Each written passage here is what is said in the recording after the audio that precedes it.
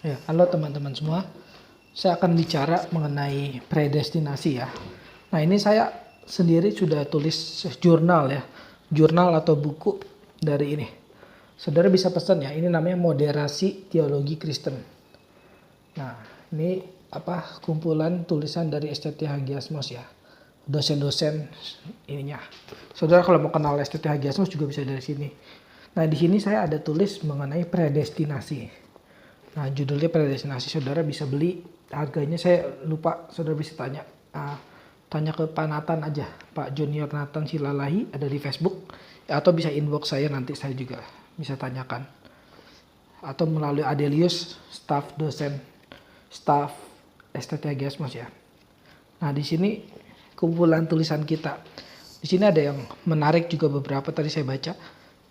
Misalnya Pak Nathan juga tulis mengenai pribadi dan gender dari Roh Kudus. Nah, itu menarik banget ya.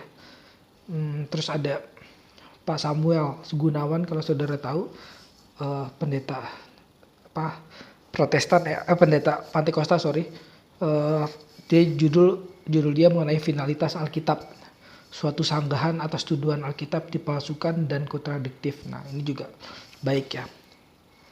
Ya, ada yang lain, Pak Michael misalnya Pancasila dalam perspektif iman Kristen. Nah, ini saudara bisa beli ya. Nah, sekarang saya mau bahas isinya, tapi nggak mungkin semua ya, karena akan melanggar hak cipta dari ini sendiri.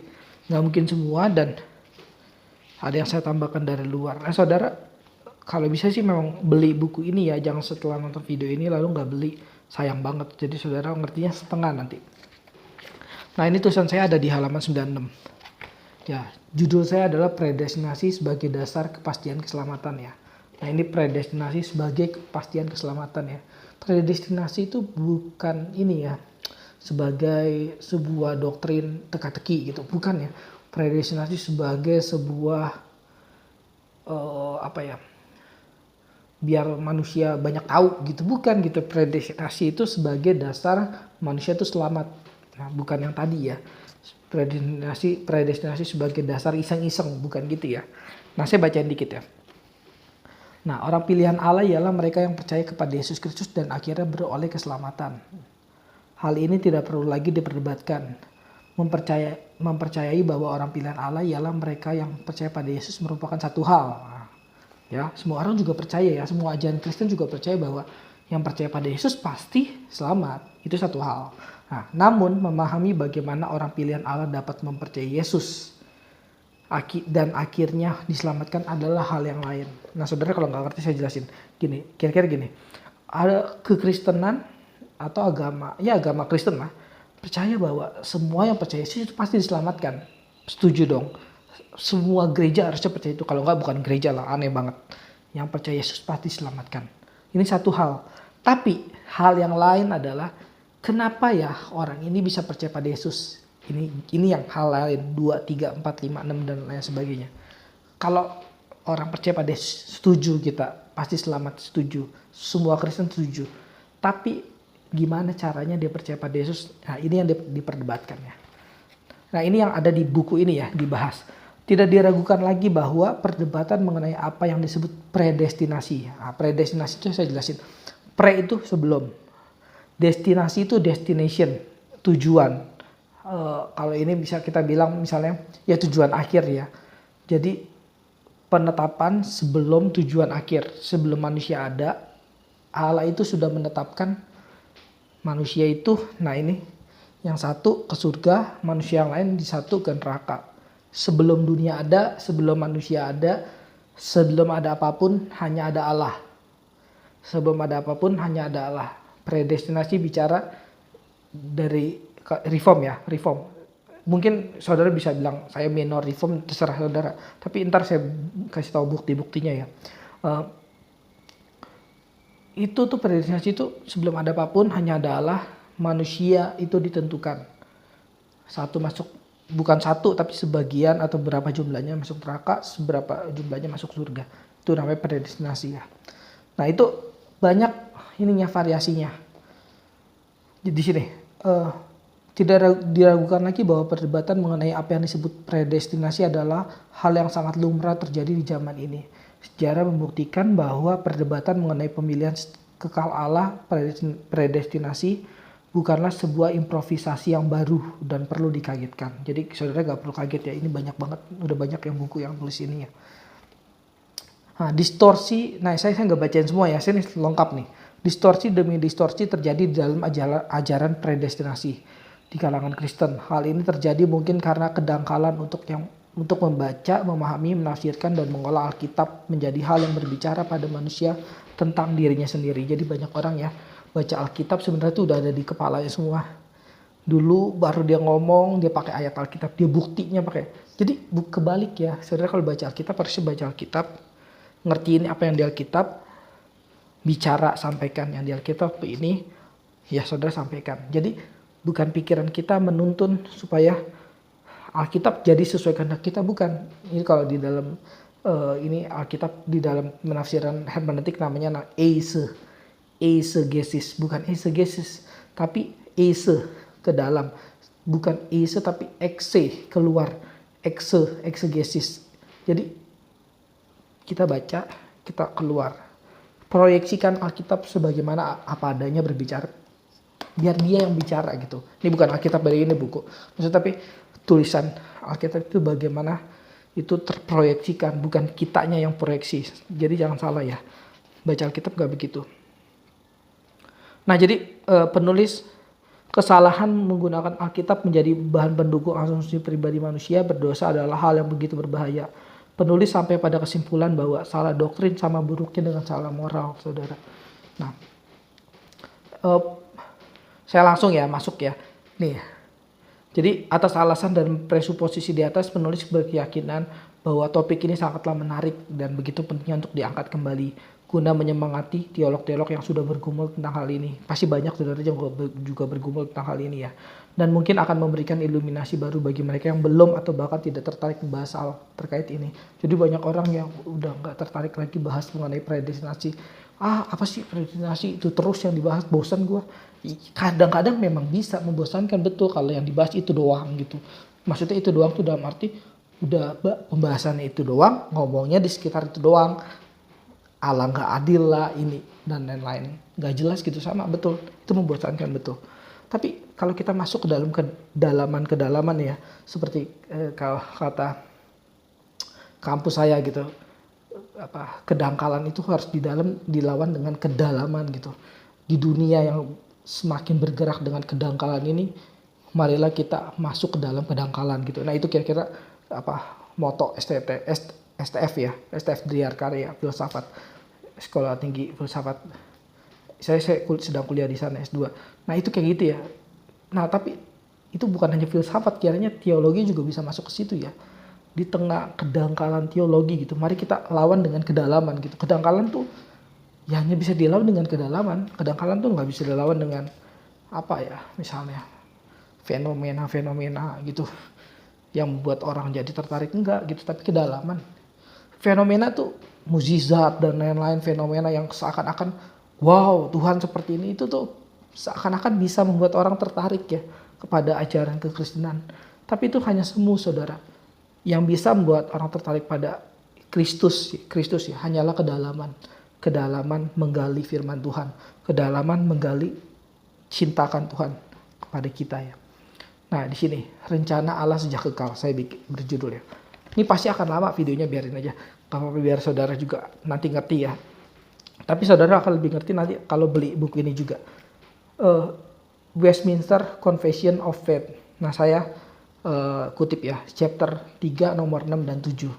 Mengatakan bahwa, saya langsung Indonesianya aja lah ya. Ntar saudara bahasa Inggrisnya bisa baca sendiri. Oleh ketetapan Allah untuk perwujudan kemuliaannya, sebagian manusia dan malaikat telah dipredestinasikan untuk hidup yang kekal. Sedangkan yang lain ditetapkan untuk kebinasaan yang kekal. Jadi saudara ya, predestinasi itu sebenarnya bukan hanya untuk manusia ya, tapi untuk malaikat juga. Jadi saudara jangan salah paham. Jadi saudara bingung ya, kenapa ya malaikat kok jatuh? Dipredestinasikan, sama kayak kenapa ya manusia jatuh? Iya dipredestinasikan. Saudara bisa banyak jawaban ya, kenapa Adam mengambil buah itu. Bisa banyak jawaban sih, jawabannya tapi semu gitu kadang-kadang. Jawaban yang paling terakhir, saudara harus benar-benar percaya bahwa Allah itu mempredestinasikan, menetapkan itu. Kalau dari kemarin saudara udah dengar, menetapkan yang lebih gampangnya, tapi mempredestinasikan gitu, membuat tujuan akhir dia seperti itu gitu dan nyata gitu. Nah ini ada di Westminster Confession of Faith chapter 3 nomor 6 dan 7 ya, yaitu orang dipredestinasikan untuk hidup yang kekal, sebagian orang, sebagian lagi ditetapkan untuk kebinasaan yang kekal. Jadi ini ya benar-benar dua rel gini loh, saudara. Saudara nggak bisa percaya predestinasi orang percaya tanpa mempercaya.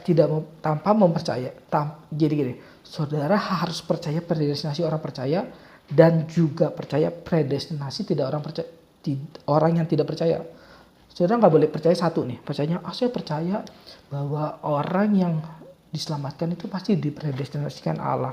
Karena kan Allah telah memilih kita dahulu sebelum dunia dijadikan, bukan kita yang memilih dia. Oh, orang-orang Kristen cepat banget deh nangkep deh kalau ayat-ayat begini. Tapi gimana dengan orang yang tidak selamat? Oh, saya nggak tahu. Itu karena dia pokoknya ini deh, jawabannya jadi aneh deh. Gini loh. Ini tuh seperti rel ya. Relnya benar-benar ini loh. Yang satu bergerak ke sini, yang satu bergerak ke sini gitu. Ini saya susah bukunya. Nah, misalnya yang satu bergerak ke sini, satu bergerak ke sini gitu. Tuhan tuh menentukan yang ke sini sama ke sini gitu. Tuhan tuh nggak hanya bisa Tuhan tuh nggak mungkin hanya menentukan di sini tanpa menentukan di sini gitu. Saudara bisa pakai gaya bahasa yang lain, terserah saudara lah. Saudara mau hindari polemikal, misalnya biasa ada orang-orang Kristen yang kadang-kadang nggak enakan, nggak apa-apa juga sih, saya juga nggak terlalu ini. Misalnya, oh Tuhan menetapkan orang-orang pada keselamatan, mengizinkan orang lain pada kebinasaan. Ya boleh-boleh aja lah, terserah saudara bahasanya bagaimana. Tapi saudara nggak boleh pungkiri konsepnya, saudara. Jadi gini, ketika saudara bayangin ya, sebelum apapun ada di dunia ini hanya ada Allah. Ini ilustrasi dari Lorin Bottner, seorang teolog reform ya. Sebelum ada apapun di dunia ini hanya ada Allah. Sebelum ada apapun di dunia hanya ada Allah. Sebelum ada hal-hal di dalam dunia ini hanya ada Allah, dan Allah sudah merencanakan manusia pasti selamat. Dan satu lagi, manusia pasti binasa. Ini jadi dua loh. Jadi kalau saudara pikirnya cuma satu, itu ngaco. Jadi sebelum ada dunia, jadi kan Alkitab bilang gini ya, kamu Efesus 1 ayat 4 saudara baca ya, kamu dipilih sebelum dunia dijadikan. Saudara dipilih sebelum dunia dijadikan. Jadi kalau dunia aja belum jadi, manusia di mana? Manusia nggak ada dong. Tapi manusia udah dipilih loh. Kata Efesus 1 ayat 4, manusia udah dipilih loh. Manusia sudah dipilih. Ya, terus kalau saudara baca lagi Petrus itu katakan bahwa Yesus itu juga udah dipilih sebelum dunia dijadikan. Petrus 1 ayat 20, saudara bisa baca ya. Saya share, misalnya saudara ambil Alkitabnya harus ya. Tapi ya udah saudara baca Petrus 1 ayat 20. Kalau nggak salah ya, dia adalah batu. Bukan kalau nggak salah ayatnya pasti benar, cuman ayatnya di mana saya lupa. Petrus 1 ayat 20 kalau nggak salah. Nah itu Yesus itu sebelum dunia dijadikan juga sudah dipilih untuk jadi penyelamat. Jadi saudara bayangin, belum ada apapun di dunia ini, hanya ada Allah,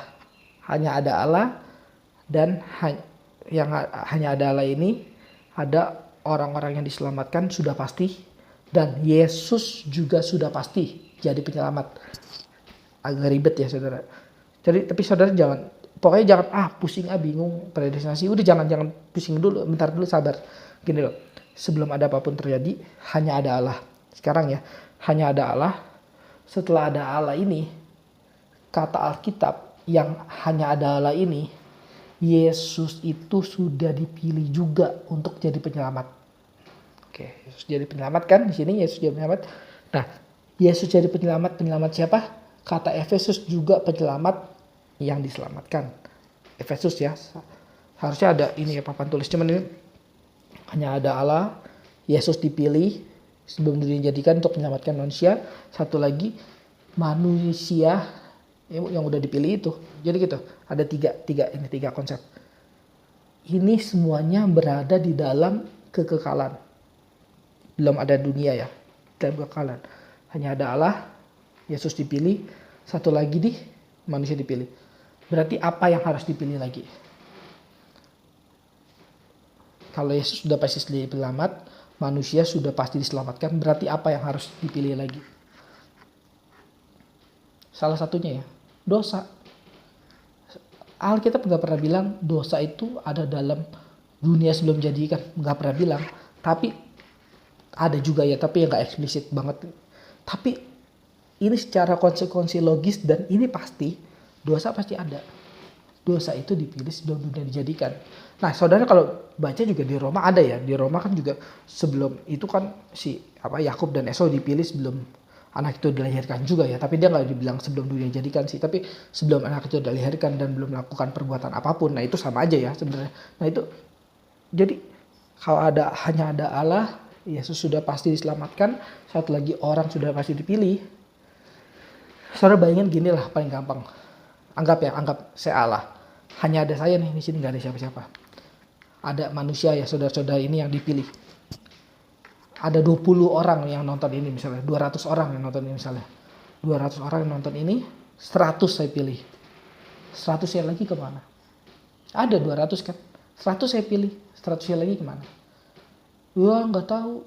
Saya taunya yang 100 doang. Itu agak-agak naif ya, orang-orang kayak gitu agak-agak menyebalkan. 100 yang lagi pasti dibinasakan lah. Gimana logikanya? Ngerti nggak saudara? Jadi pengetahuan Allah kan mutlak ya. Nah ini saya udah langsung ini loncat ya. Misalnya kita langsung masuk dari sini pelan-pelan ya. Pelan-pelan ya. Pengetahuan Allah tuh mutlak. Allah tahu kita tuh mutlak. Nah ini ya misalnya di sini. Allah tuh maha tahu. Ya, melainkan Allah yang memiliki rencana dan kekekalan. Saya baca di Mazmur 139 ayat 16. Matamu, maksudnya mata Allah, melihat selagi aku bakal anak. Dan dalam kitabmu semuanya tertulis hari-hari yang akan dibentuk sebelum ada satu pun daripadanya. Saudara bisa bayangin ya, Alkitab tuh ngomong bukan hanya manusia loh. Manusia tuh hanya sedikit kecil banget di dalam Alkitab. Ini mata Tuhan tuh melihat selagi aku bakal anak. Dan dalam kitab Tuhan nih, Alkitab, semuanya tuh udah tertulis hari-hari yang akan dibentuk. Hari-hari yang akan dibentuk ya, bukan hanya tentang manusia. Sebelum ada satu pun daripadanya. Sebelum ada satu pun daripadanya sudah dibentuk semuanya. Dan sudah pasti, saudara bayangin. Kalau hanya ada Allah dan seluruh hal itu sudah pasti.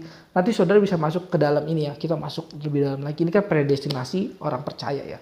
Nanti ada predestinasi, ya tadi orang yang binasa. Nanti ada predestinasi segala sesuatu ya saudara. Bisa saya bahas juga di sini boleh ya. Supaya lengkap langsung predestinasi semuanya. Di sini juga termasuk predestinasi segala sesuatu ya. Manusia, jadi Allah tuh menetapkan bukan hanya satu hal yang tadi tuh yang ya diselamatkan aja. Ini agak-agak gila ya saudara, orang yang percaya cuman manusia tuh diselamatkan aja, yang lainnya saya nggak peduli. Lah gimana sih? Tuhan kan menetapkan kalau yang satu nih, saudara, Tuhan tuh nggak bisa tetapin satu hal tanpa menetapkan yang lain loh. Itu nggak bisa loh, karena kalau satu hal bergerak gini loh, Tuhan menetapkan orang percaya, ya Tuhan menetapkan orang supaya percaya karena kita dipilih sebelum dunia dijadikan dan lain-lain. Oke. Tuhan menetapkan kematian nggak? Enggak, Tuhan nggak menetapkan kematian. Oke. Tuhan nggak menetapkan kematian. Tuhan menetapkan pernikahan nggak? Enggak, Tuhan nggak menetapkan pernikahan. Oke. Dua ini kita bahas ya. Kalau Tuhan nggak menetapkan pernikahan, misalnya begini. Tuhan itu misalnya nggak menetapkan pernikahan. Orang itu Joko misalnya. Henry menikah dengan misalnya siapalah, Henny misalnya. Henny bukan orang percaya. Ini kan pernikahan gak ditetapkan kan katanya. Henny bukan orang percaya. Henry menikah dengan Henny bukan orang percaya. Dalam hidup Henry akhirnya karena menikah dengan Henny, terpengaruh oleh Henny, akhirnya berubah pindah agama. Ya, karena pernikahan gak ditetapkan kan. Terus setelah berubah pindah agama, bukannya pindah agama, pindah kepercayaan, benar-benar pindah kepercayaan karena dipengaruhi Henny setiap hari itu, ya. Kayak inilah kayak kitab kayak siapa penulis Alkitab, aduh saya lupa. Salomo itu kan nikah dengan banyak istri ya, maksudnya banyak istri, dan dia terpengaruh oleh istri-istrinya tuh. Dia kan orang baik ya, maksudnya terpengaruh oleh istri-istrinya. Dia akhirnya pindah kepercayaan terakhir ya kan, Ya kan? Nah, pindah kepercayaan dalam arti menyembah Allah lain, ilah lain. Nah, terus Tuhan nggak tetapkan pernikahan kan? Oke. Terus Tuhan nggak tetapkan kematian juga kan? Kata kamu tadi. Kalau Tuhan nggak, terus setelah udah percaya ilah lain, mati Henry. Diselamatkan nggak? Nggak kan? Kalau kayak gitu nggak kan? Katanya Tuhan menetapkan manusia untuk diselamatkan. Karena satu aja, atau dua, atau tiga, atau satu aja. Bahkan Tuhan nggak tetapkan satu hal, ya udah. Semua bergerak pada hal yang lain gitu. Ketetapan Tuhan nggak beres jadinya. Itu satu loh, maksudnya. Saudara percaya nggak Tuhan nggak menetapkan pernikahan, udah amburadul semua. Kepercayaan saudara amburadul. Jangan saudara jangan percaya Tuhan tetapkan, orang percaya deh. Tapi saudara juga mungkin bisa aja jawab saya dengan filsafat atau teologi yang aneh-aneh gitu lah. Ya misalnya, enggak, Tuhan pokoknya pasti tetap memelihara orang untuk percaya entah bagaimanapun. Ya udahlah, terserah saudara. Kalau bagaimanapun, entah bagaimanapun kan, ya udah entah bagaimanapun. Saya juga nggak percaya dengan saudara entah bagaimanapun. Ya itu agak-agak sensi saya ya, soalnya banyak orang begitu ya, agak-agak aneh ya. Udah dikasih tahu masih aja. Nah ini di sini saya juga bahas mengenai Pak Yakub Susada dan Pak Tong ya. Nah itu tadi ya, saya baca cuma satu ayat, makanya ini terlalu sebentar kalau saya bahas di YouTube. Mendingan saudara juga beli. Nah, rencana Tuhan itu tidak mungkin berubah dan gagal.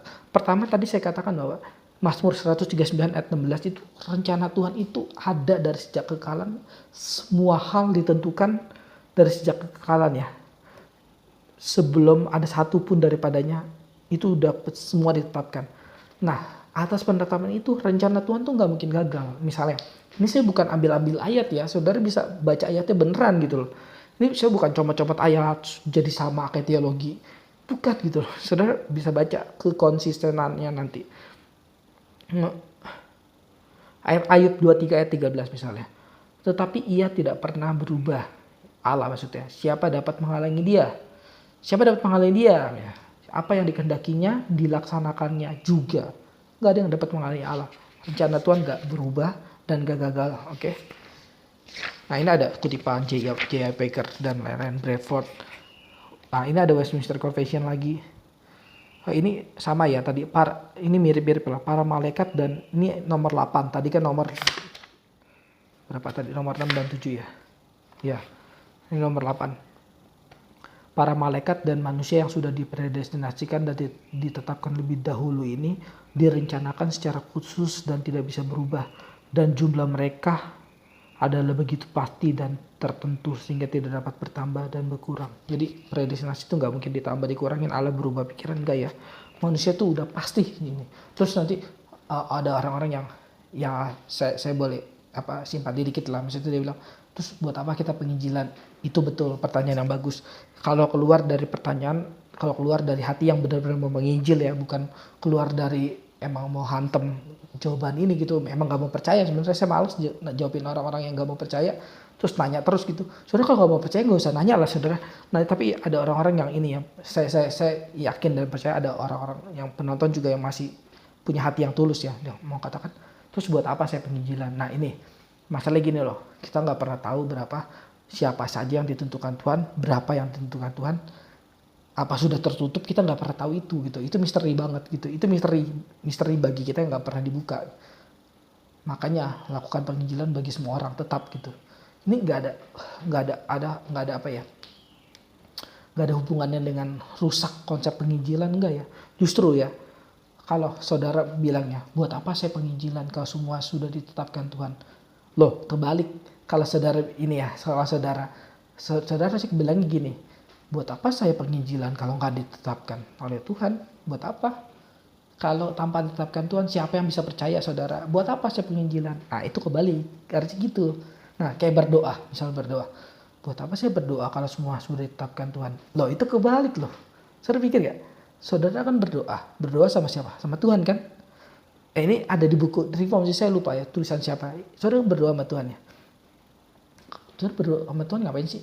Minta, misalnya minta. Lah kata Tuhan, lo ngapain lu minta sama gue, orang gue gak tetapin? Saudara lihat gak logikanya? Saudara berdoa harusnya sama Tuhan yang berdaulat dong, sama Tuhan yang menetapkan dong. Kalau saudara berdoa sama Tuhan yang gak menetapkan, ngapain saudara berdoa? Gak ada efek-efek apa-apa.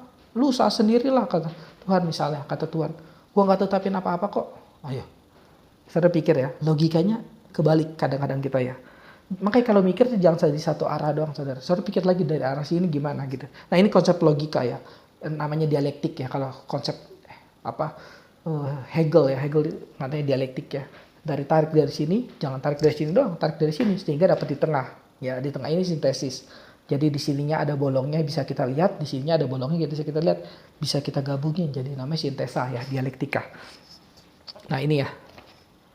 Allah memiliki rencana nggak mungkin gagal. Banyak banget ayatnya ya. Ini banyak banget lah. Saya nggak mungkin ini pandangannya.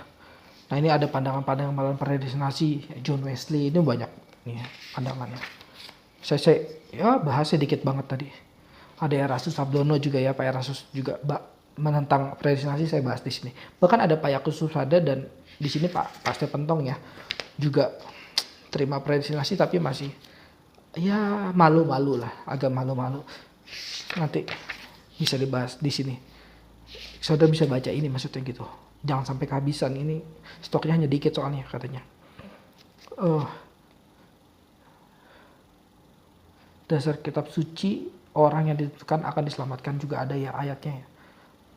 Nih, dasar ayat segala sesuatu tergantung Tuhan ya. Ini segala sesuatu tergantung Tuhan. Saya bacain ayatnya dikit ya. Nih, manusia dapat menimbang-nimbang dalam hati, tapi jawaban lidah berasal dari Tuhan. Nah ini. Manusia menimbang-nimbang dari hati, tapi tetap jawaban lidah dari Tuhan. Manusia punya kehendak bebas kan? Ya punya, menimbang gitu. Kehendak ketetapan tetap ada Tuhan gitu. Nah ini enggak kontradiksi ya. Tuhan membuat segala sesuatu. Ini sebenarnya ayat yang udah sangat tepat ya. Saya bingungnya kalau ada orang yang masih menyangkali predestinasi. Kenapa ya? Maksudnya dia baca ayat Alkitab gimana sih caranya ya? Saya juga bingung.